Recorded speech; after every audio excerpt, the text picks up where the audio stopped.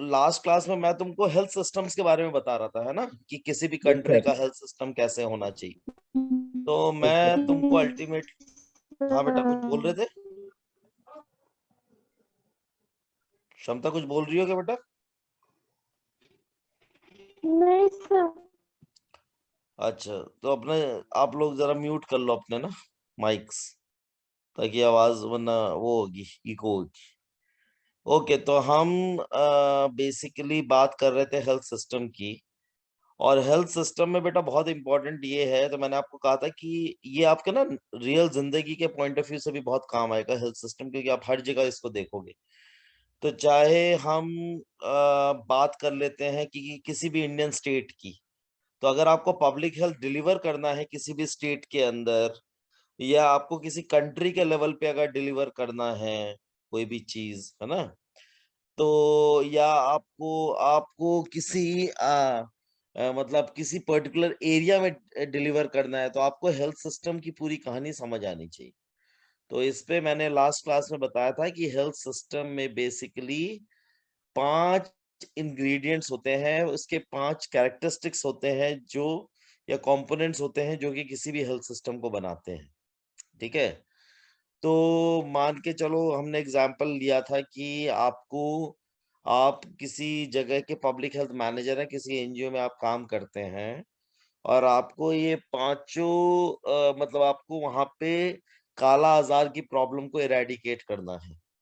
अब इरेडिकेट तो आप चलो करना चाहते हो, जो या कोई भी और समस्या हो, मैटरनल मोर्टेलिटी रेट को कम करना चाहते हो, इन्फेंट मोर्टेलिटी रेट को कम करना चाहते हो, है ना, या उस वहां के किस एरिया में कोई भी हेल्थ प्रॉब्लम को आप बेसिकली ठीक करना चाहते हो।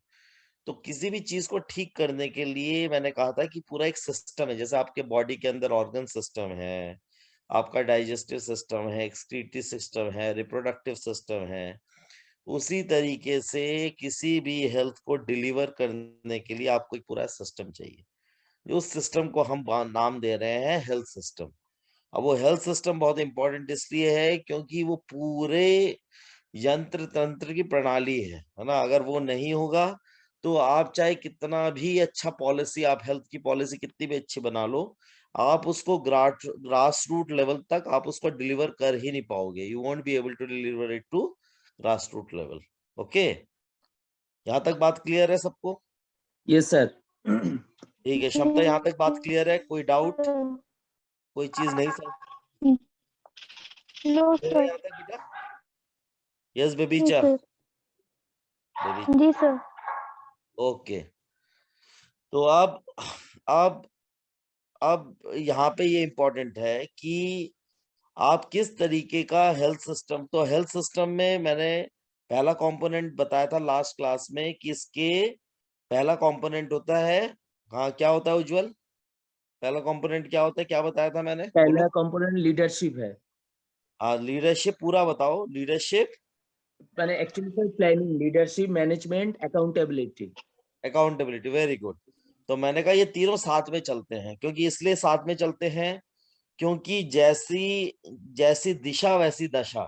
अगर लीडर को पता होगा कि देश को कहाँ लेके जाना है, अगर लीडर को पता होगा कि हेल्थ की सिचुएशन को कैसे इम्प्रोवाइज करना है, अगर लीडर को बड़ी क्लैरिटी होगी, तभी वो ऐसे ऐसे इंटरवेंशंस कर पाएगा, तभी वो ऐसे ऐसे प्लानिंग कर पाएगा और ऐसे ऐसे उसका एग्जीक्यूशन कर पाएगा कि आप जो डिजायर्ड चेंज देखना चाहते हैं वो डिजायर्ड चेंज आपको नजर आना चाहिए। ओके, तो यस इसलिए सर। मैंने कहा कि leadership is very very important. Leadership में फिर मैंने आपको बोला कि 4 डिफरेंट टाइप्स ऑफ लीडरशिप होती है। Yes sir. डेमोक्रेटिक लीडर होता है, ऑटोक्रेटिक लीडर होता है, कंट्री क्लब लीडर होता है, और लेजी सेल लीडर होता है। याद है मैंने बताया था लास्ट क्लास में, yes sir. Yes sir. Work and relationship के बीच में जो कहानी है ना। तो यस सर। लीडरशिप हो गया। अब लीडरशिप तो चलो बड़ी अच्छी है, बट अब मैनेजमेंट का भी आने का तरीका पता होना चाहिए। तो मैनेजमेंट में मैंने बताया था मैनेज मेन और T, yes sir. Managing the main effectively and efficiently. मतलब मैं मैनेजमेंट को अगर मैं इकट्ठे लिखूं और मैन के बाद मैं एक स्लैश लगा दूं और मैनेज के बाद एक स्लैश लगा दूं, तो मैंने कहा मैन को मैं रिप्लेस कर देता हूँ रिसोर्सेस से। तो how do I manage my resources? This resource can be your human resource, Human it could resource. be your IT resource, it could be your infrastructure resource, it could be your financial resource. How you have to manage these resources effectively and efficiently. अब अगर आपकी आपकी आपकी सोच भी सही है और आपका एग्जीक्यूशन भी सही है, अब सवाल आता है जवाबदेही की, है ना, कि भैया अब एग्जाम्पल के तौर पे जैसे मैंने आपको बताया, अब देखो हमारी गवर्नमेंट ने, इंडियन गवर्नमेंट ने जब 2014 में आई तो कितना बोला, 2 करोड़ नौकरियां देंगे। अब 2 करोड़ नौकरियां देंगे तो इस साल के बजट में भी क्या लिख के आया कि भैया हम 60 लाख नौकरी देंगे, वो भी 5 साल में। भैया आप 5 साल की बात क्यों कर रहे हो, आप इस साल की बात करो। तो 5 साल की नौकरी का मतलब है कि मतलब हर साल की कितनी, 12 लाख नौकरियां। तो भारत की आबादी कितनी है, 135 करोड़। तो क्या 35 करोड़ आबादी के लिए 12 लाख नौकरियों में हो जाएगा? खुद बताओ नहीं आप, सर। है ना। तो ये यस यहाँ सर। पे सवाल किस चीज का आता है, यहाँ पे सवाल होता है अकाउंटेबिलिटी का। तो या तो वो ये समझते हैं कि पूरा जो जितने लोग हैं वो बेवकूफ हैं, है ना, जनता बिल्कुल बेवकूफ है, उसको जो भी कुछ पट्टी पढ़ा दो वो समझ जाएगी। और या है जनता को क्या है कि उनको सवाल उठाने चाहिए, क्वेश्चंस उठाने चाहिए। तो कहने का ये मतलब होता है कि भाई जब एज अ पॉपुलेशन अगर आप हेल्थ की, हम तो यहाँ पे चलो हेल्थ की बात कर रहे हैं, तो क्योंकि यूथ के लिए नौकरी का मुद्दा, रोजगार का मुद्दा, है ना, ये सब बहुत इंपॉर्टेंट है। क्योंकि भाई आप और मैं टाटा अंबानी बिरला के घरों में तो पैदा नहीं हुए। तो नहीं सर। अगर हमारे लिए एक ही तरीका है जिंदगी में आगे बढ़ने का, मेरे पास में भी यही तरीका था, आपके पास में भी यही तरीका, दैट इज एजुकेशन। अब आपने एजुकेशन ले ली, आपने खूब मेहनत की, आपने, बट कल को अगर नौकरी ही नहीं मिली तो इतना मेरा पढ़ने लिखने का फायदा क्या हुआ भाई, यस इजंट सर। इट? और अगर यूथ को पढ़ाई लिखाई करके अगर कल को नौकरी नहीं मिलेगी तो भैया उसको फ्रस्ट्रेशन लेवल बहुत ज्यादा बढ़ेगा। इसी चीजों को वो अवॉइड करने के लिए पॉलिटिशियंस जितनी भी चीजें हैं वो डाइवर्शनरी टैक्टिक्स अपनाते हैं। मतलब वो रिलीजन का मुद्दा उठाएंगे, इधर उधर की बात करेंगे, नेशनलिज्म का मुद्दा उठाएंगे, ताकि भाई वो मेन मुद्दों की बात ना करें, है ना। ये यूनिवर्सल है। तो हेल्थ, क्योंकि एजुकेशन की तरह हेल्थ एक इम्पॉर्टेंट फैक्टर है, तो वी शुड अंडरस्टैंड, हमें अपने गिरेबान में खुद झांक के देखना है कि भाई आज की डेट में हमारी कंट्री में हेल्थ की हालत क्या है, हमारा इन्फेंट मोर्टेलिटी रेट कितना है। और इंडिया की कहानी इसलिए भी बहुत ज्यादा, आई वुड से, बहुत ज्यादा कॉम्प्लिकेटेड है, क्योंकि इंडिया में हर एक state is like a country, है ना। अब यूपी का भी इलेक्शन यस होना है, सर। Yes UP sir. की आबादी कितनी है, यूपी की आबादी है 23 करोड़। यो मतलब यूरोप के, मतलब आप कितने सारे, यूरोप के अंदर 44 कंट्रीज हैं, अगर आप 50% ऑफ द कंट्रीज को मिला दोगे तब भी 23 करोड़ नहीं बनेगी आबादी। अब आप देखो, समझे, तो एक यस स्टेट सर। ही मतलब आधा यूरोप के बराबर है। तो भाई, तो जब आप इतने कॉम्प्लिकेटेड सब्जेक्ट के बारे में, तो इसलिए मैंने आपको कहा कि you should have the complete knowledge. तो अकाउंटेबिलिटी बहुत इंपॉर्टेंट होती है। विदाउट अकाउंटेबिलिटी, अब अगर यूके की पार्लियामेंट और कोई आदमी वहां पे झूठ बोल दे तो उसको अपनी नौकरी से हाथ गंवाना पड़ता है। मतलब गवर्नमेंट में, मतलब पब्लिक कल को बोलेगी how dare that you have spoken lie to us, है ना। और हमारे यहाँ पे रोज ही झूठ बोला जाता है। तो ये सब मुद्दे बड़े इंपॉर्टेंट होते हैं, क्योंकि ये सब पब्लिक है। Public, these are all public goods and services, है ना। Health is a public good. Do you think like health is a public good and service, yes sir. है ना? क्यों, why it is called as a public good and service? Sir actually health for all तो ना। Because जब हमने इस country में जन्म लिया तो हमको हेल्थ का पूरा अधिकार है। और ये हेल्थ का अधिकार हमको किसने दिया है? By virtue of birth. That's why we are the citizens of the by country. Born we are the citizens of the country, citizens. irrespective yes of yes. caste, creed, religion, region, economics, अमीर गरीब, health should be is a priority for all. Health should be available, accessible and affordable for all, है ना, as per the law. Yes sir. अब वो वाकई में कितना मिलता है नहीं मिलता वो एक अलग कहानी है। तो मैंने आपको हेल्थ सिस्टम की पहली चीज समझाई, लीडरशिप, मैनेजमेंट एंड अकाउंटेबिलिटी। दूसरा चीज में मैंने आपको बताया था ह्यूमन रिसोर्स फॉर हेल्थ। क्योंकि अगर आप हेल्थ को डिलीवर करना चाहते हैं, हेल्थ अगर अवेलेबल भी है, हेल्थ केयर अगर एक्सेसिबल भी है, स्टिल आपके पास में अगर अप्रोप्रिएट मैन पावर नहीं होगी तो आप उसको अफोर्ड कैसे करोगे, आप उसको डिलीवर कैसे करोगे? इसलिए availability of health care resource, that is the man power, is very very important. Is it clear? Second Yes, point भी sir. क्लियर है सबको? थर्ड पॉइंट में मैंने कहा था हेल्थ केयर फाइनेंस, क्योंकि विदाउट पैसे आपको अगर चैरिटी भी करनी है उसके लिए भी पैसे चाहिए भाई। आपको आपको कोई भी चीज डिलीवर करनी है ना, आपको कुछ भी चीजें मेडिसिन बाई करनी है, तो ये इसके लिए आपको पैसे चाहिए। अब वो पैसे कौन देता है ना, किस तरीके से देता है? तो अब वही है कि आज की डेट में अगर मैं एज अ सिटीजन बात करूं, आज की डेट में मेरी प्रायोरिटीज हेल्थ एजुकेशन होना चाहिए, या मेरी प्रायोरिटी वो होना चाहिए, क्या कहते हैं, बड़े बड़े स्टैचूज या पार्लियामेंट हाउस मेरी प्रायोरिटी होनी चाहिए? What do you think? Health नहीं सर, education. तो नहीं। हेल्थ एजुकेशन, क्योंकि इंडिया में तो 80% गरीब जनता है। तो भाई आप और मैं मिडिल क्लास हैं, हम लोग टैक्स भरते हैं, हम जब टैक्स भरते हैं तो हमको हेल्थ एजुकेशन मिलना चाहिए भाई।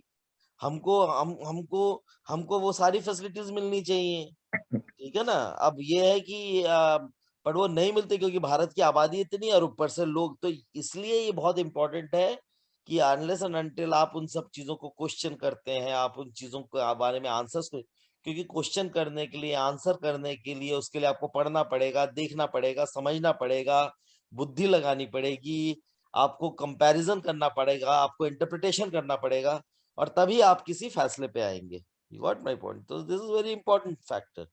तो ये आपकी तीन चीजें हो गई। चौथी चीज के लिए मैंने आपको बताया कि बहुत इंपॉर्टेंट है, जब आप हेल्थ सिस्टम की बात करेंगे तो आपको बेसिकली इंफ्रास्ट्रक्चर बहुत इंपॉर्टेंट है, जिसमें मेडिसिन बड़े इंपॉर्टेंट हैं, क्योंकि अगर आप हॉस्पिटल भी जाएंगे, अस्पताल हवा में तो बनेंगे नहीं।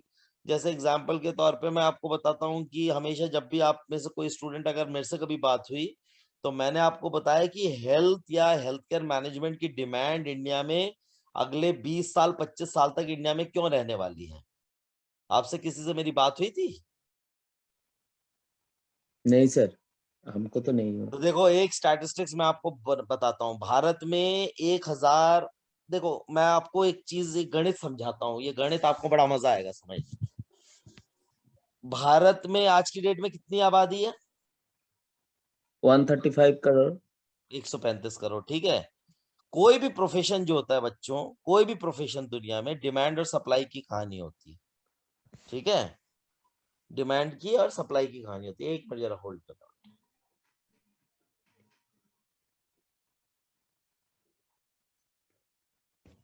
एक मिनट जरा होल्ड करना।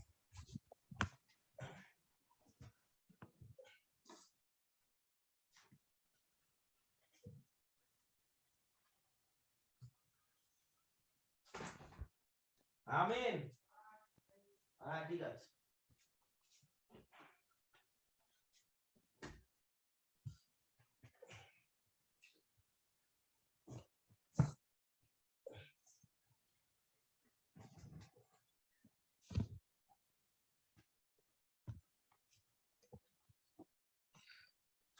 हाँ, तो कोई भी जो प्रोफेशन होता है बच्चों, वो डिमांड और सप्लाई की कहानी होती है। जिस प्रोफेशन में डिमांड ज्यादा होगी, सप्लाई कम होगा, उस प्रोफेशन में हमेशा ग्रोथ होगी। Do you agree? Yes sir. है ना? जी sir. ओके। तो हेल्थ केयर की डिमांड को पहले समझ लेते हैं, फिर मैं बताऊंगा कि आपकी कहाँ पे रिक्वायरमेंट होगी, आपको किस तरीके की जॉब होनी है, आप किस तरीके से अपनी लाइफ में आगे बढ़ेंगे, ठीक है ना। ये मैं पूरा आपको डिमांड सप्लाई मिसमैच को समझा रहा हूँ, क्योंकि इकोनॉमिक्स, हेल्थ केयर, रिसर्च, ये सब, क्योंकि जब तक आपकी क्रिटिकल थिंकिंग नहीं होगी ना, तब तक आप एक अच्छे रिसर्चर नहीं बन सकते। तो Yes, इसलिए sir. मतलब आपकी क्रिटिकल थिंकिंग को डेवलप करने के लिए मैं आपको अलग अलग टाइप की कहानियां, किस्से, एग्जाम्पल समझाता रहता हूँ। तो अभी आप देखिए कि भारत की आबादी कितनी है? 135 करोड़। और मैंने कहा कोई भी प्रोफेशन जो है, वो प्रोफेशन डिमांड और सप्लाई की कहानी होती है। चार्टर्ड अकाउंटेंट्स की डिमांड है मार्केट में, सीए की। इंडिया में सीए की डिमांड है। Yes sir. क्यों है सीए की डिमांड? चार्टर्ड अकाउंटेंट्स की डिमांड क्यों है मार्केट में? आपका भी कोई दोस्त होगा जो सीए होगा। सीए का एग्जाम जो होता है वो आसान होता है, मुश्किल होता है? सर मुश्किल है। मुश्किल है ना। ICAI जो Indian chartered accountants of India का जो जो होता है, वो अपना जो एग्जाम लेते हैं उसमें मुश्किल से 30-35% पास परसेंटेज होता है, और मार्केट में उतने ही CA निकलते हैं जितने की रिक्वायरमेंट होती है। ठीक है। अब आप इसको इस तरीके से देखिए कि मैंने कहा कोई भी प्रोफेशन डिमांड और सप्लाई की कहानी। पहले डिमांड ऑफ हेल्थ केयर को समझ लेते हैं। हेल्थ केयर में डिमांड कहाँ है? पहला फैक्टर देखो, इंडिया में 1250 लोगों के लिए एक बेड है पर लाख पॉपुलेशन। ठीक है। भारत में 1250 लोगों के लिए एक बेड है पर लाख पॉपुलेशन। भारत की आबादी कितनी? 135 करोड़। तो अगर मैं इसको गुना कर दूं तो ये आंकड़ा बहुत बड़ा बैठेगा, बट कंजर्वेटिव फिगर्स के हिसाब से जो गवर्नमेंट ऑफ इंडिया के आंकड़े हैं या जो WHO या वर्ल्ड बैंक के आंकड़े हैं, वो कहते हैं भारत में 80,000 हॉस्पिटल बेड्स हर साल चाहिए अगले 10 से 15 साल तक to fill up this gap. ठीक है। Yes sir. तो ये बेड बनाएगा कौन? या तो गवर्नमेंट बनाए या प्राइवेट बनाए, यस सर। है ना। क्योंकि बेड हवा में तो नहीं होंगे। बेड बनाने यस। के लिए आपको हॉस्पिटल बनाने पड़ेंगे बढ़ाने के लिए, है ना। तो ये बेड या तो सरकार के पास इतने पैसे हैं नहीं। क्यों नहीं है सरकार के पास इतने पैसे? क्यों नहीं है गवर्नमेंट के पास इतने पैसे? यस उज्जवल। सर एक्चुअली ये गवर्नमेंट हेल्थ सिस्टम पे नहीं इन्वॉल्व हो रहा है और कर रहा है। नहीं, वो कर रहा है नहीं कर रहा है, बट भारत सरकार के पास क्यों नहीं है भाई इतने पैसे, ये बताओ ना। भाई अगर तुम्हें आज की डेट में अगर नाइकी के जूते खरीदने हैं, तुमने कहा मिराज सर मैं नाइकी के नए शूज खरीदना चाहता हूँ, शूज की मार्केट वैल्यू है 10,000 रुपीज। ठीक। Yes sir. और अगर 10,000 रुपीज है, या तुम्हें आईफोन खरीदना है, 1 लाख का फोन है, अब तुम्हारी तनख्वाह ही 35,000 है, तो तुम आईफोन ले पाओगे? नहीं सर। ले पाओगे अगर उधारी उधारी ले ली इधर उधर से। यस ठीक है। सर। अब वो यस है सर। कि वो उधारी में चुकाओगे कैसे? क्रेडिट कार्ड पे ले लिया, पर भैया उसको तो वापस चुकाना है, ऐसा तो है नहीं। यही क्रेडिट कार्ड्स का बिजनेस होता है कि भैया आपको पैसे नहीं है, कोई दिक्कत है, बिल्कुल परेशान हो तो हम ले डालेंगे। पर ले तो लेता है आदमी आसानी से, yes sir. Yes but sir. फिर वो बाद में EMI भरता रह जाता है, और उस यस। पे इंटरेस्ट भी भरता रह जाता है। ठीक है ना। यही वो ट्रैप है जिसमें आम आदमी फंस के रह जाता है। वरना आदमी क्या सोचता है, 50 दिन का क्रेडिट है, क्रेडिट कार्ड पे उठा लेता हूँ, बाद में चुका दूंगा। बाद में चुका कभी पाता नहीं है, वो क्रेडिट इंटरेस्ट भरता रह जाता है ना। Yes sir. तो कहने का ये मतलब है कि भारत में 1,000, बड़े अच्छी तरह समझना ये पूरे कॉन्सेप्ट को। Rajiv, are you there? Yes Rajiv. Yes sir. Okay. तो मैं बच्चों को ये समझा रहा था डिमांड और सप्लाई की कहानी, तो ना रिसर्च की परिभाषा में, ताकि रिसर्च करके आपको चीजें थोड़ी समझ में आए। तो मैंने कहा कि हेल्थ केयर में भारत में 1,250 लोगों के लिए एक बेड है पर लाख पॉपुलेशन। भारत की आबादी 135 करोड़ है, तो हम अगर इसको गुना कर दें तो ये बहुत बड़ा फिगर बैठेगा। तो कंजर्वेटिव फिगर्स के हिसाब से भारत के अंदर 80,000 नए बेड हर साल चाहिए अगले 10 से 15 साल तक। अब ये बेड बनाएगा कौन? या तो गवर्नमेंट बनाए या प्राइवेट बनाए, क्योंकि गवर्नमेंट के पास इतने पैसे हैं नहीं टू मेक दिस बेड्स। तो मैंने क्वेश्चन पूछा व्हाई, तो इस वाई का आंसर कौन देगा भाई? यस। यस राजीव। गवर्नमेंट के पास इतने पैसे क्यों नहीं है ताकि ये बेड बेड बना पाए, ये इतने हॉस्पिटल खड़े कर दे? Sir, they are spending more on this defense and other related sectors, not much on health. Okay. तो क्यों, मतलब वो ठीक है, okay they are spending on defence, but why they are spending so much on defence? For nation building. For nation building. Okay. Okay what else? तो government की spending कितनी है हेल्थ के ऊपर? यस। गवर्नमेंट की स्पेंडिंग कितनी है health के ऊपर? इस साल के बजट में कितना एलोकेट किया है हेल्थ को? You should know all these things as a public health researcher. If you want to become, you should है ना, क्योंकि ये आपको पूरा सिस्टम पता होना चाहिए। अगर वो सिस्टम पता होगा तभी आप बेटा अपने अपने हेल्थ केयर के पॉइंट ऑफ व्यू से, अगर रिसर्च के पॉइंट ऑफ व्यू से यू कैन इवेलुएट। उसके लिए डिबेट करना जरूरी है, चीजों को एनालाइज करना जरूरी है, चीजों को सही संदर्भ में देखना जरूरी है, रिसर्च करना जरूरी है। तो मैंने कहा how much is the health care spending of union government on health. Yes, एक आंगनवाड़ी वर्कर को कितना देते हैं गवर्नमेंट आज की डेट में? सर 6,000। 6,000 मिलता है। तो 6,000 उनको हर महीने बिल्कुल 7 तारीख को क्रेडिट हो जाता है उनके अकाउंट में पैसा। नहीं सर, अब फिक्स डेट कितने पे तो कितने नहीं दिन में जाते। पैसा? क्या तुमने रियल लाइफ में या ग्रास रूट लेवल पे क्या प्रॉब्लम आपने देखी है? आप लोगों की तनख्वाह, जो लोग गवर्नमेंट सर्विस में, आप लोगों की तनख्वाह हर महीने को क्रेडिट हो जाती है? अभी तो सर कुछ महीने में नहीं होता, कुछ महीने में होता, एक मैंने फिक्स डेट पे नहीं है। अभी पीछे दिल्ली के अंदर डॉक्टर्स ने स्ट्राइक की है, कहते हैं 3-3 महीने हमको तनख्वाह ही नहीं मिलती है। तो डॉक्टर तो फिर भी कर लेगा, नर्सिंग स्टाफ बोलता है कि भैया हमको तनख्वाह ही नहीं मिलती है टाइम से। ये है problem health care yes sir, system में, yes public sir, health care yes sir. System में। उज्जवल तुम मानते हो? अच्छा बेबीचा, do you agree or disagree? बेबीचा, do you agree or disagree? Yes Rajiv, do you agree or disagree? Disagree. You disagree? मतलब India में हर एक स्टेट के अंदर टाइम से गवर्नमेंट पूरे सिस्टम में हर किसी को टाइम से तनख्वाह मिलती है? No, sir. तो फिर तुम कह रहे हो कि I disagree? No, it's mistake, sir. Okay okay, yes Kshamta, you agree or disagree? Sir, agree. You agree, okay. Moirangthem, do you agree or disagree? Yes, agree, sir. Agree, but my question is why? ऐसा क्यों है भाई? आप सब agree कर रहे हैं, उसका रीजन बच्चों ये है क्योंकि government spending on health is less than 1% of the GDP. अब इसके लिए आपको ये पहले ये समझना जरूरी है व्हाट इज जीडीपी।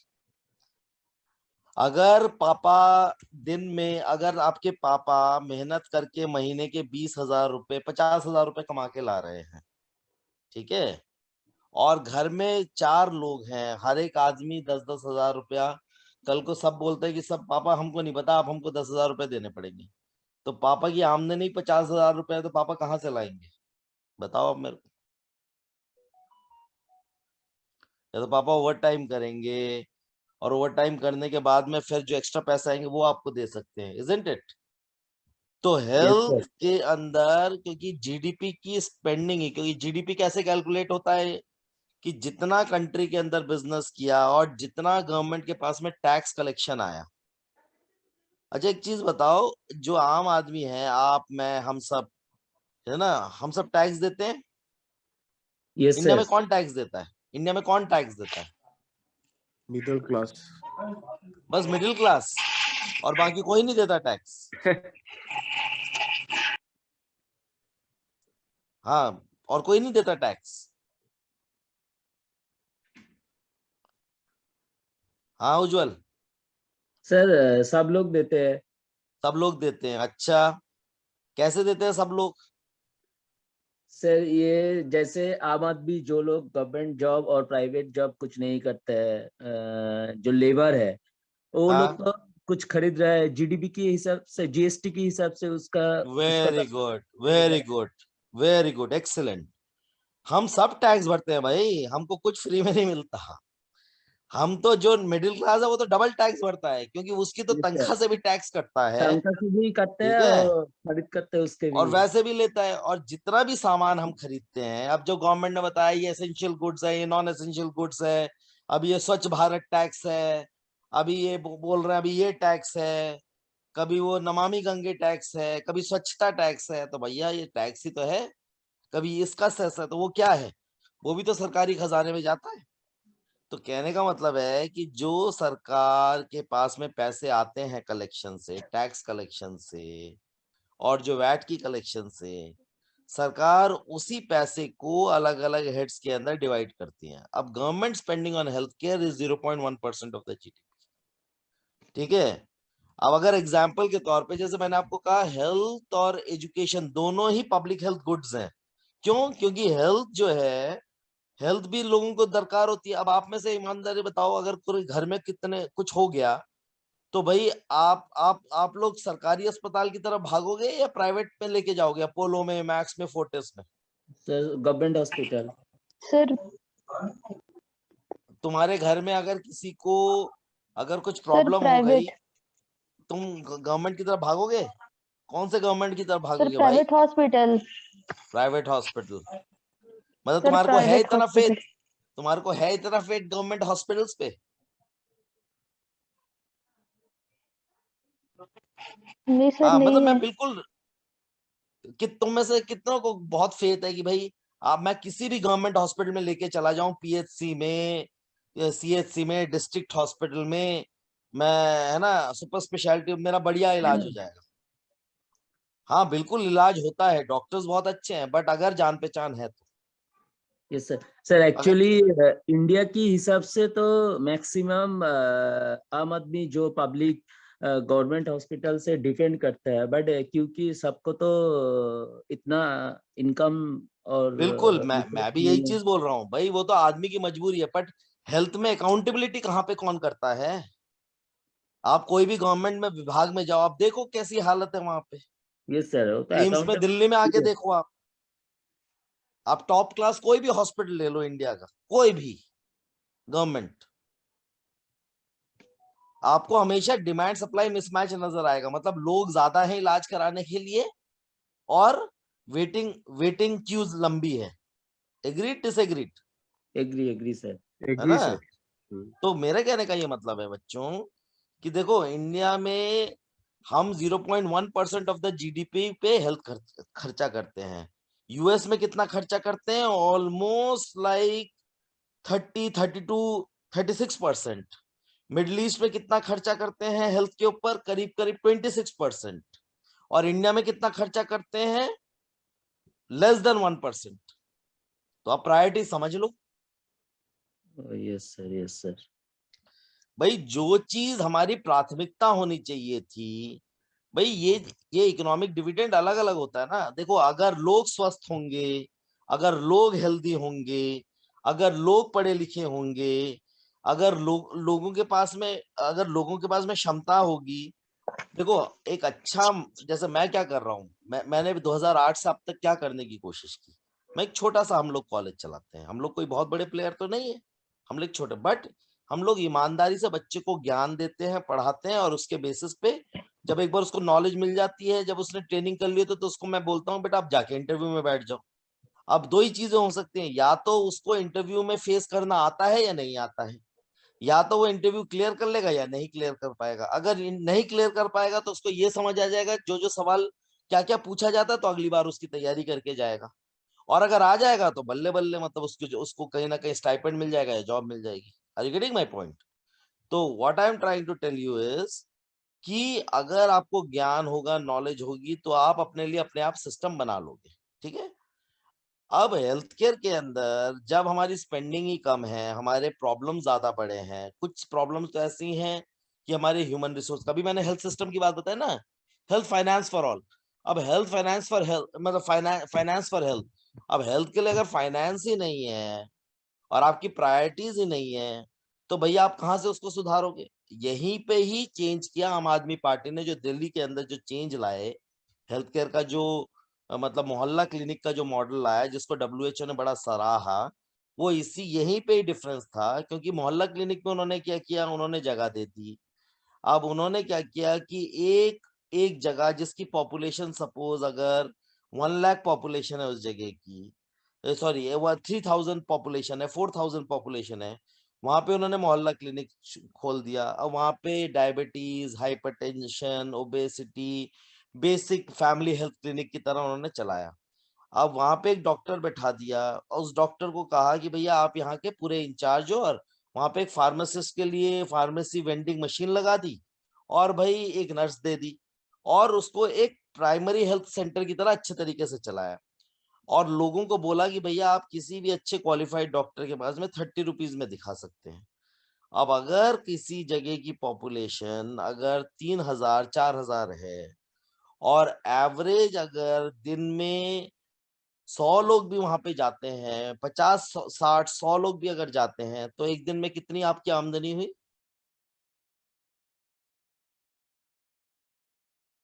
हाँ जी, कितनी आमदनी? 3000 3000 3000 into 30 days, how much? 90,000। 90,000 90,000 में से 60,000 डॉक्टर को दे दिया, नर्स को दे दिया 15-20,000, कुछ वहां की सस्टेनेंस के लिए लिख दिया और गवर्नमेंट तो उसको सपोर्ट कुछ कर ही रही है।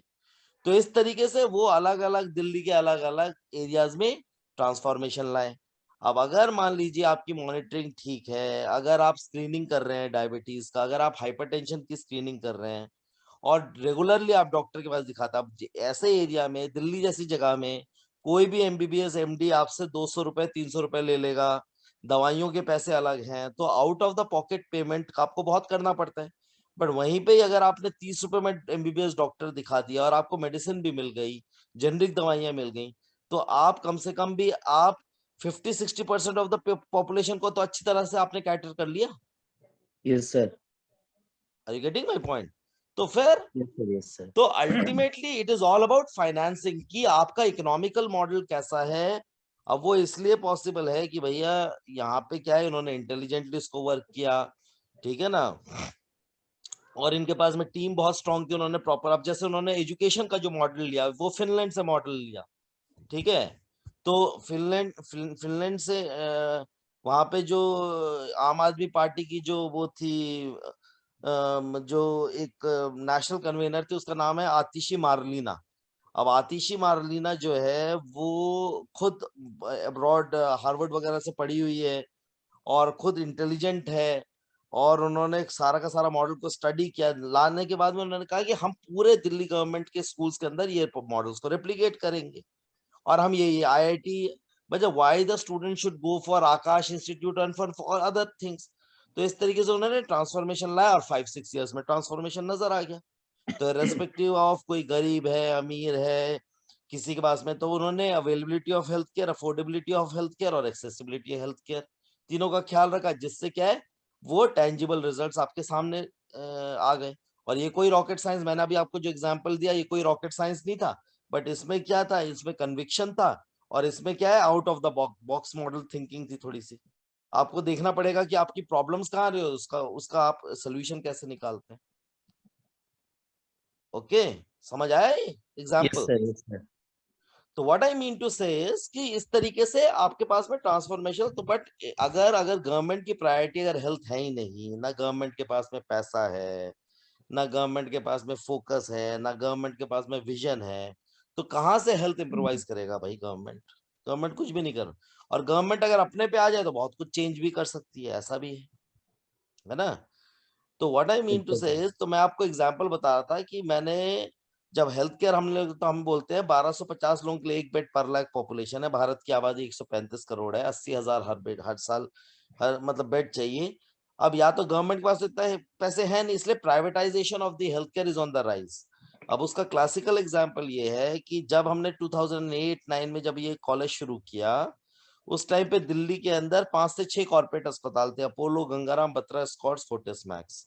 अभी 2022 चल रहा है, आज की डेट में दिल्ली के अंदर Apollo, Gangaram, Batra, Scots, Fortis Max, Artemis, Primus, Rockland, Sitaram Bharti, Pushpawati Singhania, Medanta Medicity, Columbia Asia, Paras, Narayana health, एक एक हॉस्पिटल की 10-10 15-15 चेन है और पूरे दिल्ली एनसीआर में कम से कम भी 100-150 अस्पताल होंगे। 3 करोड़ की आबादी के लिए कम से कम भी 100, और सरकारी तो है ही अलग। तो आप मेरे को बताओ कि भैया ऐसा क्या हो गया पिछले 12 साल में कि जो 6-7 हॉस्पिटल की संख्या थी वो सीधा 100+ हो गई। तो अगर दिल्ली जैसे स्टेट में जहां की जनसंख्या 3-3.5 करोड़ है, 3 करोड़ मान के चलो, अगर वहां 150 अस्पताल हैं, तो यूपी जैसा राज्य जिसकी आबादी 23 करोड़ है, वहां पे कितने हॉस्पिटल चाहिए? बताओ मेरे को। Are you getting the point? So what I Yes, mean sir. to say is, it is all a story of demand and supply. अगर इंटेलिजेंट थिंकिंग होगी तो ये सारा आप गैप को मतलब फिक्स कर सकते हैं। अब भाई अगर गवर्नमेंट अपने आयुष डॉक्टर्स की संख्या बढ़ा दे, उनकी पे स्केल्स बढ़ा दे, है ना, अगर उनको प्रॉपर, अब डॉक्टर कहता है डॉक्टर नहीं जा रहा, अरे भैया डॉक्टर के फैमिली के लिए सपोर्ट दोगे, डॉक्टर के बच्चे को पढ़ने के लिए स्कूल दोगे, डॉक्टर को सिक्योरिटी दोगे, तो तब ना डॉक्टर आ जाएगा। अब डॉक्टर को Yes, सिर्फ sir. ब्लेम करने से कैसे होगा, नर्स को सिर्फ ब्लेम करने से कैसे होगा, आशा वर्कर को ब्लेम करें, तनख्वाह आप टाइम पे दे रहे हो। अगर भैया घोड़ा घास से दोस्ती कर लेगा तो खाएगा क्या भाई? Yes, sir. आप बताओ मेरे। ठीक है ना? तो लोग जो, अब जिन लोगों ने कोविड के टाइम पे ड्यूटी दी भैया, अपनी जान को जोखिम में रखा, उनको तक को तो तनख्वाह मिली नहीं, उनकी भी तनख्वाह डिले हो रही है। अब सर देखो हम जरा। लोग भी किया, वो पहले बोला 10,000 पर 14 डेज, बट अभी हो गया 1 साल कंप्लीट हो गया फर्स्ट वेव में, first wave second both wave में 4 to 5 वर्क किया पर 14 डेज की 10,000, तो कुछ भी नहीं मिला अभी तक। तो फिर बताओ आप मेरे को, आप भुक्त भोगी हो।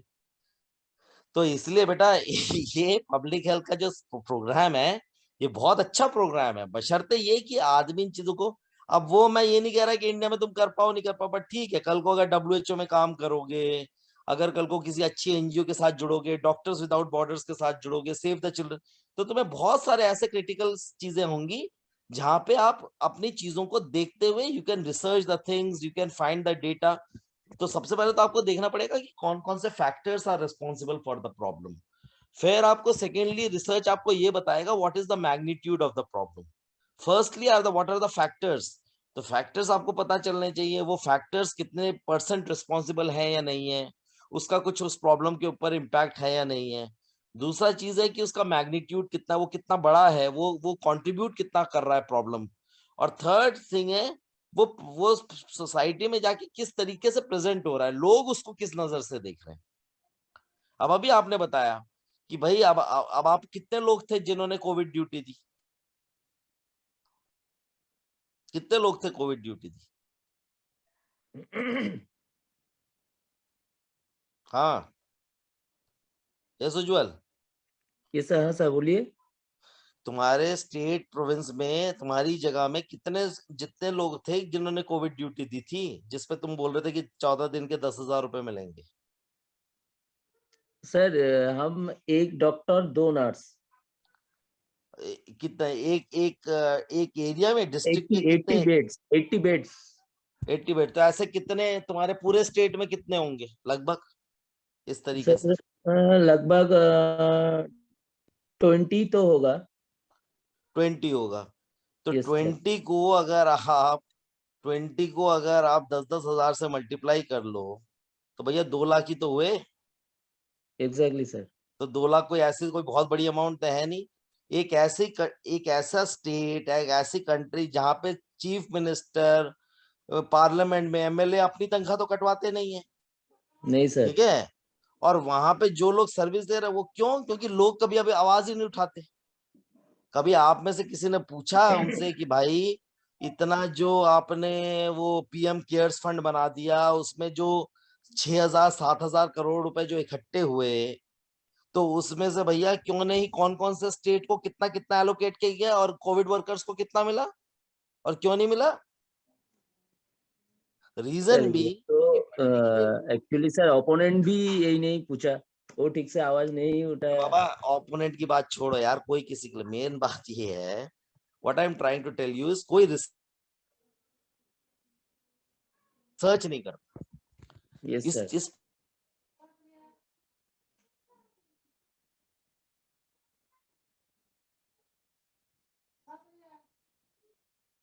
टाइम कि कहीं पे भी अगर हेल्थ केयर को सिस्टम को सुधार, अगर मान लो, यही मैं तुम्हें एग्जांपल्स दे रहा हूँ बेटा, ये मैं आपको पॉइंट कर रहा हूँ कि कहाँ लैक्यूनेज है सिस्टम में।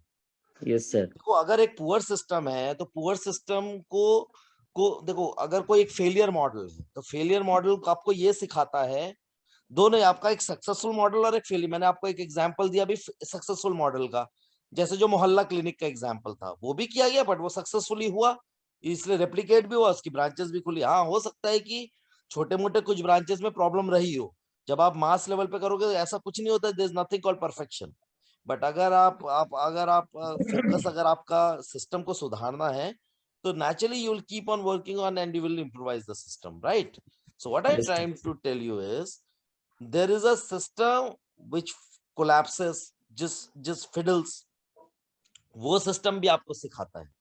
वो सिस्टम आपको ये सिखाता है कि ऐसी कौन कौन सी चीजें हैं जिससे वो मॉडल बिल्कुल डूब जाएगा, और दूसरा है कि वो बिल्कुल नहीं करना है, और वो चीजों का एहतियात रखना है जिससे वो मॉडल बिल्कुल खराब हो जाए। और सक्सेसफुल आपको चीजें वो सिखाती हैं मॉडल्स, कि जो चीज करोगे तो आपको भी सक्सेस मिल जाएगी, जैसे you got the point. Yes, sir. Yes, sir. ठीक है, तो मैं तो this is privatisation of health care का ये एक फोकस था कि प्राइवेट प्लेयर्स को बहुत जल्दी से नजर आया कि इंडिया में हेल्थ केयर इस किस्म का है, तो अगर हम हेल्थ केयर पे अगर इन्वेस्ट करेंगे तो हमारी इन्वेस्टमेंट मार नहीं खाएगी, we will return on investment हमको बहुत जल्दी मिल जाए। उसके अलावा भारत में आज की डेट में 18% लोगों के पास में हेल्थ इंश्योरेंस है, बाकी जो 70-75% लोग हैं वो आउट ऑफ द पॉकेट देते हैं।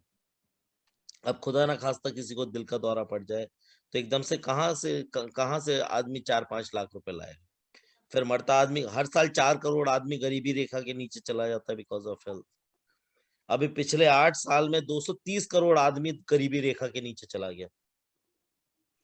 तो जो आदमी गरीब है उसके लिए तो डबल वैमी है ना, उसके लिए तो उसको तो जिंदगी भी जीनी है और अपना इलाज भी कराना है, तो वो तो जबल मुश्किल है। और ये क्यों है? क्योंकि ह्यूमन लाइफ की कोई वैल्यू नहीं है। Are you getting the point? Yes, So, sir. so ये सब जो मैंने आपको एग्जांपल्स दिए, तो दिस बेसिकली शोज कि रिसर्च अगर आप करते हैं तो रिसर्च के की एट्रीब्यूट्स हैं, जैसे प्लानिंग, तो प्लानिंग कैसे करनी है, एक्यूरेसी इन डेटा कलेक्शन, जो मैंने आपको बताया ये सब डेटा, ये तभी आपका हो सकता है जब आप रियली ऑनेस्ट हो अपने रिसर्च के प्रति। तो आपने कहा चाहे मेरे मॉडल में सक्सेस है या फेलियर है, बट मैं उसको मतलब टिपिकली दिखाऊंगा, उसको फोकस करूंगा, वो तभी होगा जब आप एक्यूरेट डेटा कलेक्शन करोगे, जब आप उसकी अनबायस्ड ऑब्जर्वेशन करोगे और उसको रिपोर्ट करोगे, और फिर आपके पॉलिसी मेकर जिनका vision, mission, leadership, management, accountability इतनी साफ होगी कि वो वाकई में ये देखते हो कि कौन कौन से हमारे प्रायोरिटी एरियाज हैं, नीड्स हैं, और हम किस तरीके से अपने रिसर्च हेल्थ मतलब अपने टारगेट ऑडियंसेस तक हेल्थ के बेनिफिट्स को लेके जाएंगे। वो तभी होगा जब आप खुद अंदर से एथिकल होगे, वो तभी होगा जब उन एथिकल स्टैंडर्ड्स को आप मेंटेन करोगे, आप झूठ नहीं बोलोगे, आप ईमानदार रहोगे, और आपकी कमेटी उन चीज पूरे सिस्टम और प्रोसेस को प्रॉपर्ली रिव्यू करेगी और उसको अप्रूव करके उसको सही तरीके से सही लोगों तक पहुंचाएगी। Is it clear? Yes, example sir. सबको क्लियर है? Yes, sir. Okay, good. Yes Rajiv, हाँ क्लियर? Sir, clear sir. तो इसलिए मैंने कहा था कि एथिकल प्रिंसिपल जो है, मैंने पहले भी समझाया था, लॉ ऑफ बेनिफिशियंस, मतलब do good to the others, law of non maleficence, you have got no right, if you can not do good you have got no right to harm the patient, respect, justice होना चाहिए, autonomy होना चाहिए, inform consent होना चाहिए patient से। सो जितना भी health care जो मैंने आपको एग्जांपल्स अभी दिखाई या बताया, तो हेल्थ केयर रिसर्च में अगर आपको वाकई में दिग्गज बनना है, आपको एक्सपर्टीज करनी है, तो 4 टाइप की रिसर्च जो है आपको दिमाग में रखनी है कि पूरी दुनिया में जितने भी रिसर्चर्स होते हैं स्पेशली हेल्थ केयर, वो 4 टाइप से गवर्न होती है। वो उसका मोटिव जो होता है वो 4 तरीके से होता है। पहला होता है क्यूरियोसिटी ड्रिवन। क्यूरियोसिटी ड्रिवन ज्यादातर एकेडमिशियंस करते हैं, जो चीजों की प्रॉब्लम और उसके मैग्नीट्यूड को समझना चाहता है। जैसे मैंने एग्जांपल्स दिए, जैसे मेरे को ये लगता है कि इंडिया में गरीब आदमी और गरीब क्यों हो रहा है, नहीं होना चाहिए, ठीक है ना। मतलब उन लोगों को, अब अगर इंडिया में आज की डेट में 135 करोड़ जनसंख्या में अगर अगर 0.1% ऑफ द पॉपुलेशन अगर 55% ऑफ द वेल्थ को अगर आज की डेट में रेगुलेट करते हैं, और धीरे धीरे इंडिया एक ऐसा समाज बनता जा रहा है जहां पे कुछ लोग बाकी सारे लोगों को गवर्न करेंगे, तो वो अच्छा नहीं है। वो अच्छा इसलिए नहीं है, मैं आपको एग्जांपल जैसे देता हूं। आज से पहले आपके पास में घर में बहुत सारे टाटा स्काई आप लोग देखते थे, टाटा स्काई देखते थे, एयरटेल देखते थे। अब से 7-8 साल पहले, 10 साल पहले बहुत सारे डीटीएच थे कि नहीं थे? कौन कौन से थे, कौन बताएगा? सर बहुत सारे थी। बहुत सारे थे ना। आपके यहाँ पे कौन कौन सा चलता था DTH? Sir Airtel, Videocon, Tata sky, सब कुछ। और साउथ में भी चलते थे कुछ, एयरसेल वगैरह भी चलते थे, है ना? जैसे एग्जांपल ले लो, मोबाइल कंपनीज ही ले लो। तुमने देखा होगा पहले, आज से 10 इयर्स पहले बहुत सारी मोबाइल कंपनीज थी। Yes sir. आज की डेट में कितनी मोबाइल कंपनी रह गई इंडिया में? बहुत कम, मैंने कौन उस हिसाब से पहले बहुत कम हो गई। अभी कौन कौन सी कंपनी रह गई? हाँ राजीव, अभी कौन कौन सी रह गई मोबाइल कंपनीज? जियो, एयरटेल, और वोडाफोन। हाँ, और वोडाफोन। बस 3 ही रह गई। अब आप तुम ये समझो, तुम और मैं, हम सब कस्टमर्स हैं। तो इंडिया में 135 करोड़ कस्टमर्स हैं। अब अगर मेरे पास में ज्यादा मोबाइल कंपनीज होती तो क्या होता है कि सब में कंपटीशन होता, हर कोई यस बढ़िया सर। बढ़िया प्लान निकालने की कोशिश करता, वो अपने अपने कस्टमर बेस को सेटिस्फाई करने की कोशिश करता, है ना? उससे प्राइसेस भी चेक में रहती हैं। अभी क्या है, धीरे धीरे धीरे धीरे आपने देखा होगा, अभी मोबाइल के धीरे धीरे करके यूजेज की प्राइसेस बढ़ रही हैं, घट रही हैं? सर बढ़ इंक्रीजिंग। रही है। बढ़ रही हैं। डीटीएच की कॉस्ट बढ़ रही है, घट रही है? सर बढ़ रही है। बढ़ रही है। यही खेल है बेटा। जितना जितना मार्केट में मोनोपोलाइजेशन होता रहेगा, वैसे वैसे customer will always be in the loser side. Yes sir. तो इंडिया जैसी कंट्री जहां पे 135 करोड़ की आबादी है, जितने ज्यादा प्लेयर्स होंगे उतना फायदा है, उससे कस्टमर को फायदा है। क्योंकि उससे क्या होगा, आपस में हेल्दी कंपटीशन होगा, लोग दिमाग लगाएंगे। अभी क्या है, आपको पसंद हो चाहे ना हो, ना हो वही आपको लेना मिले पड़ेगा। नहीं मिले, आपको वो पैसा देना पड़ेगा, क्योंकि आपकी मजबूरी है। Yes sir. ओके। तो तो आपको जब भी हेल्थ केयर में ऐसा, तो आपको क्यूरियोसिटी, तो रिसर्च आपको क्यूरियोसिटी पैदा करेगी, यार ऐसा तो नहीं है जैसा हमको नजर आ रहा है। ठीक है ना? तो क्यूरियोसिटी, अगर आप कोई बोलता है अरे नहीं भाई ये तो बहुत ही बढ़िया है, अब जैसे बोल दिया, लोगों ने बोल दिया अरे देखो कितना बढ़िया हेल्थ केयर बन गया, देखो इतने सारे एम्स खुल गए, इतने सारे ये कर गया, गवर्नमेंट बहुत चीख चीख के बोलती है। बट किसी ने जाके वो इन एम्स की हालत देखी है? किसी ने जाके ये पता किया है कि उनको कितना पैसा एलोकेट हुआ है, वो पैसा उनको मिला भी है कि नहीं मिला है, और जितना पैसा मिला है उसका यूटिलाइजेशन कितना था? ठीक है ना? कुछ चीजें ऐसी होती हैं कि कागजों में बहुत अच्छी लगती है, उसका ऐलान कर दो, उसका सब कुछ कर दो, ठीक है, बहुत अच्छा लगेगा। But at the end of the day when you do research, जब आप उसकी डेप्थ तक जाएंगे तो आपको असली कहानी समझ आएगी। This is known as curiosity driven research. When you investigate like as an investigative journalist to explore the truth. Is it clear? Yes sir. Yes. Yes sir. Needs driven research. अब needs driven research का example है, जैसे मान लो कि कहीं पे infant ये female foeticide की प्रॉब्लम बहुत ज्यादा बढ़ रही है। तो मैंने कहा भाई देखो भाई, तुम्हारे यहाँ पे तुम लोग भाई भ्रूण हत्या कर देते हो, और ये बिल्कुल सही नहीं है। डॉक्टर भी मिला हुआ है, डॉक्टर पहले से ही सेक्स डिटर्मिनेशन कर लेता है, और करने से फिर बोलता है कि मैं अबॉर्शन कर दूं। अब हमने बोला कि भाई देखो, जिनके भी घर में बेटी पैदा होएगी, हम उनको कैश रिवॉर्ड 10,000 रुपीज देंगे भाई, और ये आपको हर साल मिलेगा जब तक आपकी बेटी 18 साल की नहीं हो जाएगी, और 18 साल के बाद फिर उसको एडिशनल 25,000 मिलेगा। तो आदमी सोचा कि यार सही है यार, ये तो 10,000 रुपीज हर महीने मिले, हर साल मिलेगा। और आपने तो दूसरे मॉडल ने कहा यार कैश से इतना फर्क नहीं पड़ता, लोग खर्चा कर देते हैं। लोगों ने बोला कि भैया हम काइंड में देंगे।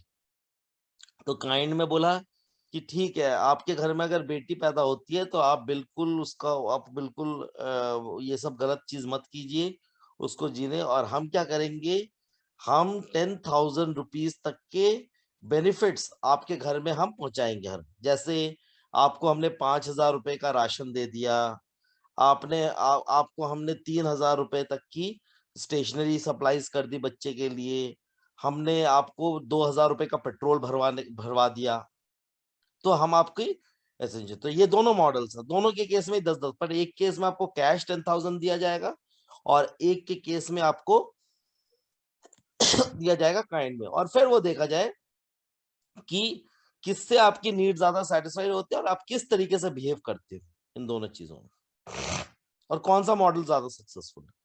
Is it clear? Yes sir, yes sir. है ना?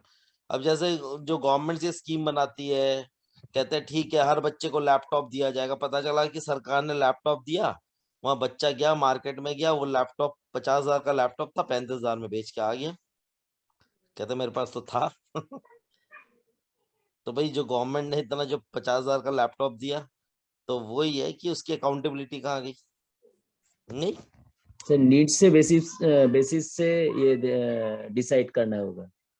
नीड्स, हाँ, मतलब आदमी को जरूरत क्या। अब जैसे मैंने आपको कहा कि भाई आपके पास में मैं 1 करोड़ रुपए देता हूँ, अब वो 1 करोड़ रुपए आप कालाजार को इरेडिकेट करने में खर्चा करोगे या नाइट ब्लाइंडनेस को खर्चा करने में करोगे, मतलब इरेडिकेट करने की। तो आप पहले ये समझोगे ना कि भैया उस पॉपुलेशन की नीड क्या है भाई। अब Yes, sir. लोग बोल रहे हैं रोजगार रोजगार, और गवर्नमेंट बोल रही है कि भैया देखो हमने तो ये कर दिया, हमने तो तुम्हारे को तुमको चाहिए थे स्टैचूज, चाहिए थे, तुम्हें चाहिए थे घूमना फिरना, तो हमने कर दिया ये। तो तुम एक की बात कर रहे हो, तो एक्चुअल में क्या पब्लिक की नीड है क्या? हेल्थ, वाकई में हेल्थ और एजुकेशन क्या नीड है? अभी एक रिसर्च आई, जैसे गवर्नमेंट में वो रिसर्च में बोला गया कि लोग क्या इकोनॉमिक मॉडल्स क्या इलेक्शन जीतने के लिए चाहिए होते हैं क्या?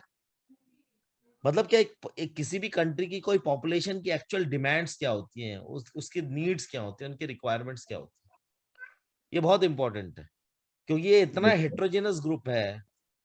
ठीक है ना? अब तुम्हारे हिसाब से स्कूल, तुमने कहा स्कूल चाहिए, दूसरे ने कहा स्कूल काहे के लिए चाहिए, भाई हमारे हम तो अच्छे स्कूल में पढ़े। कुछ लोगों ने बोला जी कोविड का मैनेजमेंट बहुत अच्छा हुआ, कुछ ने बोला बिल्कुल बेकार हुआ। भैया ओपिनियंस है ना भाई। Yes, sir. But at the end of the day research क्या बोलती है? ट्रू रिसर्च मतलब जिसको आपने मैनिपुलेट नहीं किया और जिसमें आपने धोखाधड़ी नहीं की, अपने मैनिपुलेशंस नहीं किया, अपने डेटा को चेंज नहीं किया, तो मतलब सत्य क्या है?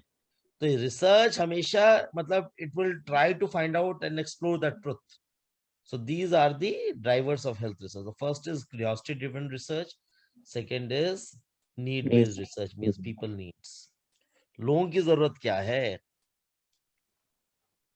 समझ आई सबको? Yes, sir. Third is profit driven. अब भाई किसको क्या पता भाई, कोरोना जो ऐसे ही चला जा रहा है भाई, फार्मा कंपनीज ने billions and billions of dollars लगा दिए। अब कह रहे भाई जी अगर कोविड वैसे ही कम हो गया तो हमको कौन खरीदेगा? ये तो दहशत, कोविड की दहशत ही प्रॉफिट बनाने के लिए बहुत है। तो लोगों ने कहा भैया ठीक है कोविड टेस्ट करवा लो। अब पता चला जो टेस्ट करवा रहे हैं वो उसमें भी धांधलेबाजी हो रही है। ठीक है, बीच में भी आया था पंजाब में 2-2 हजार रुपए में पॉजिटिव टेस्ट, ये नेगेटिव टेस्ट ले लो भाई। फिर बाद में गवर्नमेंट ने उसके लिए वो बताया कि कोडिंग सिस्टम बनाया, ठीक है ना, जिससे पता चलेगा कि भाई वाकई में वो टेस्ट आपके निर्धारित लैब में बनी थी या नहीं बनी थी। ठीक है, एग्जाम्पल और एक देता हूँ रिसर्च, तो ये सब रिसर्च के विषय की मतलब वो अब जैसे फार्मा कंपनी ने कोई ड्रग बनाई, अब उसको टेस्ट करना है, और वो टेस्ट करने के लिए गवर्नमेंट ने बोला कि भाई ठीक है हम लोग तो सारा का सारा ये करेंगे। बाद में उन्होंने कहा कि नहीं भाई हम दे तो रहे हैं बट इसके पीछे का मोटिव ये था, प्रॉफिट था, क्योंकि जितने लोग यूज करेंगे हमको उसका डेटा हमको मिलेगा, डेटा से हम और चीज निकाल, because there is definitely a motive. बहुत कम चीजें होती हैं जो नॉन प्रॉफिट के हिसाब से चलते हैं। इवन जो WHO वर्ल्ड बैंक भी मदद करता है वो भी प्रॉफिट ड्रिवन होता है भाई, फ्री में कोई पैसा नहीं देता किसी country. Okay, is it clear? Yes, sir. हाँ सर। Yes, sir. और फोर्थ है अपॉर्चुनिटी ड्रिवन। अब आपको नजर आ रहा है आप कि भैया अगर इसको वाकई में कोविड की अगर मैं वैक्सीन बना लेता हूँ और मेरी वैक्सीन इतनी स्ट्रांग है, अब जैसे बाबा रामदेव ने भी निकाल दिया था जब बीच में पिछले साल, नहीं कि मैं कोरोनिल दे देता हूँ, Yes, sir. कोरोनिल से Yes, बिल्कुल sir. कोरोना ठीक हो जाता है, जबकि वो ठीक तो नहीं होता था भैया, वो तो प्रिवेंट करने के लिए उन्होंने बताया था एज अ प्रोफाइलैक्टिक। बट उसको मार्केट कैसे किया कि भैया ये तो ठीक ही कर देता, बाद में जब क्वेश्चन उठे तो फिर बोला नहीं नहीं ये ठीक नहीं करता। है कि नहीं? पढ़ा होगा आपने, देखा होगा, न्यूज Yes, sir. पेपर में Yes, भी sir. आया था सर। तो अपॉर्चुनिटी ड्रिवन ये होता है कि भैया ठीक है, हमें लगता है कि हाँ यहाँ पे कुछ हो सकता है। मैं मतलब सारे एग्जांपल्स आपको हेल्थ से रिलेटेड दे रहा हूँ। अब किसी ने बोला कि भाई आपने ये जो वैक्सीन थी है ना, वो वैक्सीन को कैसे आपने अप्रूवल दे दिया विदाउट ट्रायल्स, और कहते नहीं जी हमने इसको ऐसे ऐसे देखा, हमने देखा कि, क्योंकि उनको नजर आता है कि अगर अगर इस अभी अगर अप्रूवल नहीं मिलेगा और अगर कल को अगर वो अगर टाइम चला गया तो फिर क्या होगा कि भैया उससे नुकसान हो जाएगा बहुत सारा। तो पता चला कि उसमें मैनिपुलेशन कर दिया और मैनिपुलेशन करके चीजों को नो की जगह यस बोल दी, और बाद में कल को अगर हाँ अगर कोई कोई मिसहैपनिंग नहीं होता, कोई कैलामिटी नहीं आती, तब तो कोई सब कुछ पार हो गया, because nobody was bothered. But if tomorrow if anything wrong happens, then one person will explore everything and truth will come out, and then there will be problem. Is it clear? Yes, Yes, sir. sir. Okay, तो ये सब drivers of health research होता है बेटा। So categories of science health involve in health research, तो हम biomedical science को involve करते हैं, क्योंकि हम सब कहीं ना कहीं मेडिकल साइंस से पहले हम बायोलॉजिस्ट होते हैं, फिर हम उसमें medical science, clinical research, biomedical product developments को हम इन्वॉल्व करते हैं। सिमिलरली किस पॉपुलेशन पे आप रिसर्च करोगे, उसके डेमोग्राफिक फैक्टर्स क्या है, उसकी एपिडेमियोलॉजी क्या है, कितना उसका एज ग्रुप है, किस कंट्री का रहने वाला है, क्या उसका जीनोटाइप है, ठीक है ना, उसको किस तरीके की प्रॉब्लम ज्यादा सताती है, उसके डेमोग्राफिक फैक्टर्स क्या है, सोशियो बिहेवियरल, तो वो सब पॉपुलेशन साइंसेस में आ जाते हैं। फिर हेल्थ पॉलिसी, क्योंकि जब आप, जैसे मैंने आपको बताया कि आपकी प्रायोरिटीज क्या है, आपकी पॉलिसी आप कैसे बनाते हो, आप उस सिस्टम को कैसे स्टडी करते हो, आप उन सर्विसेज को कैसे स्टडी करते हो, तो ये सारी। फिर क्यूरियोसिटी ड्रिवन रिसर्च मैंने आपको बता दिया, एग्जाम्पल भी बताया था कि जैसे मिनॉक्सिडिल जो ड्रग थी वो बेसिकली हाइपरटेंशन के लिए दी थी, पर उसको देखा कि क्योंकि वो करता है तो मतलब इसलिए वो मेल बाल्डनेस के लिए भी यूज हो सकता है। सिमिलरली वियाग्रा जो थी वो बेसिकली कार्डियोवास्कुलर प्रोग्राम्स के लिए बनी हुई थी, बाद में उसको इरेक्टाइल डिसफंक्शन के लिए भी बना दिया गया। ये क्यूरियोसिटी ड्रिवन रिसर्च है फार्मा में। ठीक है, नीड्स ड्रिवन रिसर्च मैंने आपको बताया कि हेल्थ पॉलिसी मेकर्स की नीड क्या है नेशनल इंटरनेशनल लेवल पे, और भाई उनको जो पैसा लगाना है वो क्यों लगाए, उससे डिजीज बर्डन कैसे कम होएगी, वहां पे मैग्नीट्यूड ऑफ प्रॉब्लम कितनी है, वो वाकई में प्रॉब्लम है या नहीं है, प्रिवलेंट है या नहीं। तो वो सारा का सारा नीड बेस्ड रिसर्च। और दूसरा एग्जांपल मैंने आपको बताया था नीड बेस्ड रिसर्च का कि लोगों की क्या प्रायोरिटीज है ना। क्लियर है सारा? Yes, sir.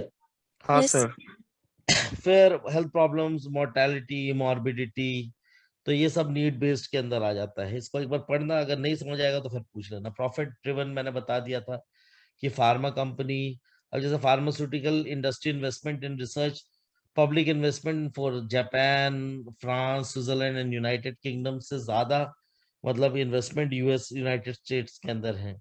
और ये इसलिए क्योंकि उनको पता है। सिमिलरली आजकल एजिंग पॉपुलेशन बहुत जल्दी से रिसर्च करके कि हर कोई बंदा जवान रहना चाहता है for longer period of time, और इस वजह से एंटी एजिंग ड्रग्स और इस तरीके का नीड बढ़ रहा है। वो सारा का सारा प्रॉफिट ड्रिवन है। और अपॉर्चुनिटी ड्रिवन मैंने बताया कि आप एक ऐसा रिसर्च टॉपिक लेते हो जो हॉट फेवरेट है किसी का, मान लीजिए कि जैसे HIV एड्स आपने ले लिया, ट्यूबरक्लोसिस ले लिया, आपको पहले से ही पता है भैया ये तो हॉट टॉपिक है और इसमें काम भी, क्योंकि इसमें फंडिंग भी ज्यादा है, इसमें ज्यादा एनजीओ फंड भी करेगी, तो आपने उस हिसाब से प्रोग्राम पहले ही सिलेक्ट कर लिया जो कि आपको फंडिंग कल को या आपको कुछ दिला सके। Is it clear? Yes, yes sir. Sir. Yes, sir. अब देखो हेल्थ केयर सिस्टम के अंदर रोल ऑफ हेल्थ रिसर्च क्या, रोल ऑफ हेल्थ रिसर्च से हम क्या करते हैं, हम हेल्थ को इम्प्रोवाइज करते हैं, हम स्टिमुलेट करते हैं नेशनल इकोनॉमिक ग्रोथ को। कैसे स्टिमुलेट करते हैं? Because the people of the country are an asset for the country. अगर लोग ज्यादा स्वस्थ रहेंगे तो आपका कम बजट लगेगा, लोग बीमार कम पड़ेंगे। अगर लोग बीमार कम पड़ेंगे तो वो काम ज्यादा करेंगे, काम पे टाइम से आएंगे, अगर आपने उस तरीके के इंस्ट्रक्शंस बना रखे हैं तो। और फिर उससे आपकी प्रोडक्टिविटी बढ़ेगी, लोग ज्यादा अच्छा परफॉर्म करेंगे, लोग ज्यादा अच्छी प्रॉब्लम्स को रिजॉल्व करेंगे, और उससे आपकी प्रोडक्टिविटी बढ़ेगी। प्रोडक्टिविटी बढ़ेगी तो आपका ओवरऑल हेल्थ का सिस्टम इम्प्रूवाइज करेगा। Is it clear? Yes sir. हाँ सर। है ना? और हेल्थ केयर जब आप रिसर्च करोगे तो इससे आपको पता चलेगा कि हेल्थ केयर की डिलीवरी कितनी अच्छी करनी है, किन किन फैक्टर्स पे हेल्थ केयर डिलीवरी सही नहीं है, कौन कौन से लैक्यूनेज हैं। इसलिए आपके हेल्थ सिस्टम्स जो हैं वो प्रॉपर डिलीवर कर पाएंगे better, fairer and more equitable health care to the people. ये है role of health research, second वाला पॉइंट। Is it clear? कोई इसमें पॉइंट नहीं समझ आ रहा हो, पढ़ के देखो एक बार जरा। It also does so by identifying the challenges कौन से हैं, उसके लिए बेस्ट solutions कैसे बनाओगे। ठीक है ना? वही मैंने आपको बताया था कि आपको देखना है लीडरशिप की कोई इशू तो नहीं है, मैनेजमेंट का कोई इशू तो नहीं है। आपको ये देखना है कि आपके पास ह्यूमन रिसोर्स प्रॉपर है या नहीं है, टेक्नोलॉजी प्रॉपर है या नहीं है, पैसे ठीक ठाक है या नहीं है, और किस तरीके के सॉल्यूशंस आप बनाओगे so that the people are accountable. Right? Yes sir. ठीक है, तो इस तरीके का बेसिक रिसर्च से आपको ज्यादा डाइवर्सिफाइड नॉलेज मिलती है कि भाई आपको इस एरिया में किस तरीके से उस रिसर्च को देखना है। तो रिसर्च बेसिकली करते क्यों है? रिसर्च क्योंकि कॉज क्या है, रिसर्च के पीछे जो कॉज है, बेसिकली हम कोई भी डिजीज के अंदर एपिडेमियोलॉजिकल शिफ्ट देखना चाहते हैं पब्लिक हेल्थ रिसर्चेस में, ताकि हमें ये पता चले कि भाई जैसे कोविड है, आप कभी बोलते हैं कि भैया ये वेस्टर्न कंट्रीज में ज्यादा आएगा, अभी इंडिया में घट गया। उसके बाद में और कौन कौन से डिजीज है जिसका पैटर्न बदल सकता है, क्यों बदलेगा, क्यों, कहाँ, कब, कैसे, क्या, ये सारा का सारा आपको आंसर दे देगा। सेकेंड, अलग अलग जगह की पॉपुलेशन का इम्पैक्ट क्या पड़ रहा है उन प्रॉब्लम्स पे, वो घट रही हैं, बढ़ रही हैं, कौन कौन सा नए हेल्थ प्रॉब्लम्स उभर के आ रही हैं, सबका क्या किस तरीके का कमर्शियल इंटरेस्ट है, और फाइनेंशियल रिसोर्सेज आने वाले टाइम में धीरे धीरे करके श्रिंक हो रही है, तो किस तरीके से आप इम्प्रोवाइज करेंगे इन सब चीजों का। ठीक है ना? तो ये आपको कॉज और सोल्यूशन ये है कि हमेशा याद रखना, रिसर्च अगर आपकी बात करें तो always address the solution. Problem को आप रिजॉल्व कैसे करोगे, कितना भी अलग क्यों ना उसका आंसर हो, कितना भी विचित्र इसका आंसर क्यों ना हो, but still you should think of and try to discuss. तो always address the key priority areas. Is it clear? Yes yes sir. Sir. तो हेल्थ रिसर्च से फायदा क्या होता है? It will serve as a driver for health policy and practice. Country की पॉलिसी कैसी होनी चाहिए, स्टेट की पॉलिसी कैसे होनी चाहिए, है ना? आईएएस ऑफिसर्स के लिए इंफॉर्मेशन जाती है। अगर आप हेल्थ विभाग में एज एन एनालिसिस का काम कर रहे हो तो आपको पता चलेगा कि आपकी हेल्थ की कंडीशन इंप्रूवाइज हो रही है, डिक्रीज हो रही है। ठीक है ना? और दूसरा, क्योंकि इस पे रिसर्च बहुत है, लिटरेचर बहुत है, तो आपको ये अगर ये पता चल जाए ये 4-5 चीजें काम की है तो it will be good for you, है ना? और अगर इस तरीके से आप अपनी कैपेसिटीज को बढ़ाते हैं, आप अपनी इम्प्रूव करते हैं अपनी कैपेबिलिटीज को, है ना, आप इसके थ्रू इनएडिक्वेसीज को जो है केटर करते हैं और कंप्लीट गुड सॉल्यूशंस उसको देने की कोशिश करते हैं। तो अल्टीमेटली मैंने अब जैसे हेल्थ सिस्टम आपको समझा दिया, तो हेल्थ रिसर्च आपके हेल्थ सिस्टम को इम्प्रोवाइज करता है, उसके मेन चैलेंजेस को समझाने की कोशिश करता है, उसके हिसाब से सॉल्यूशंस देने की कोशिश करता है, हेल्थ सिस्टम्स को परफॉर्म करना, उसमें नई नॉलेज को डालना, नए नए इंटरवेंशन से उसको मजबूत बनाना। ठीक है, उससे उसकी डिलीवरी प्रॉपर करा के उसको फेयर, बेटर और इक्विटेबल हेल्थ केयर डिलीवर करवाने में मदद करता है सिस्टम सारा। उसके बाद अलग अलग टाइप के हेल्थ रिसर्चेस होते हैं, बेसिक वर्सेस अप्लाइड, वो मैंने पिछले बार में भी एक बार कवर किया था। तो ये basically qualitative research, quantitative research. Qualitative research वो रिसर्च है जो पीपल के लाइफस्टाइल, उनके बिहेवियर वगैरह पे इम्पैक्ट करता है। ठीक है, क्वालिटेटिव है जिसमें आपका बेसिकली समझ आता है उसका उसका बेसिकली क्वालिटेटिव पार्ट, जो कि आपको सोचने पे मजबूर करता है, उसको ठीक से रखता है, और इससे अल्टीमेटली आपको ये फायदा पहुंचता है कि आप किसी भी फिनोमेनन को समझ जाते हैं।